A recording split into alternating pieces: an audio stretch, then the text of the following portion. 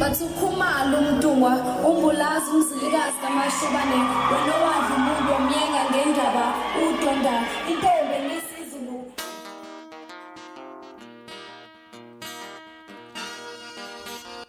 Kulukudu khalatha sengikhona sengiphathi kuyona channel yakhe hamba phambili inkezo mina umpeze uNtuthungu wakhumalo bathi ilasbona amagumede mhlawumbe ukuthi usemusha la ekhaya uphinde ngicela ngisho ukuthi uyasubscribe ungakhohlwa ukucomment nokulike kanjalo futhi nokushare kuyikhona okukhulu kunakho konke bafethu ngicela amaskande osolo laphana ngokungakhi ekhaya kuba laphana kube neThenge unyanyavu lemoto ubuka ke impela ngathi akazimisele ukuphendula straight imibuzo efakwa laphana abathandi bomculo kamaskandi kuza ngemuva nje ukuthi abalandeli laphana bakhombisa ukugxeka uNtencane ekuthengeni kwakhe uhlobo lemoto leMercedes olibukeka libisi impela ekubeni ngabe uvuse umuzi wako abantu abaningi ebaphawulile impela ezinkundleni zokuxhumana ukuthi abaculi abaningi bavamise ukuthi impela baqale ngokuthi bakhe bese baqhina ngayo impela indaba zemoto ke baningi impela abantu abaphendulile okanye bakhuluma ngalolu daba abanye impela bathi laphana uNtencane ayikho inkinga mangabe aqala ngakuthandayo laphana abanye bathi wrong impela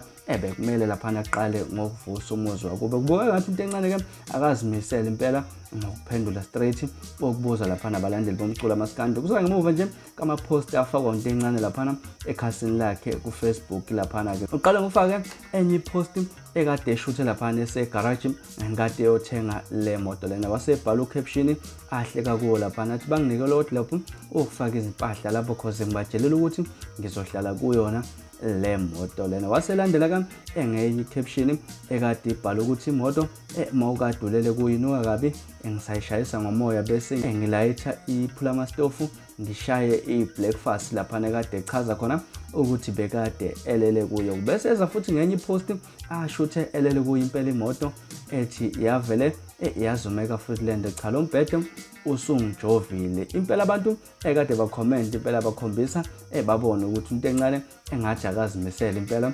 ngokuchaza udaba lokwakha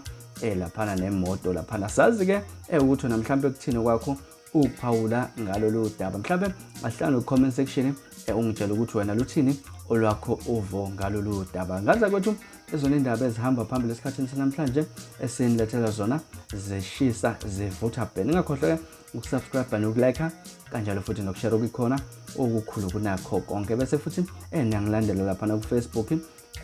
@radio nkezo nisiphathe kahle nibe nosuku lumnandi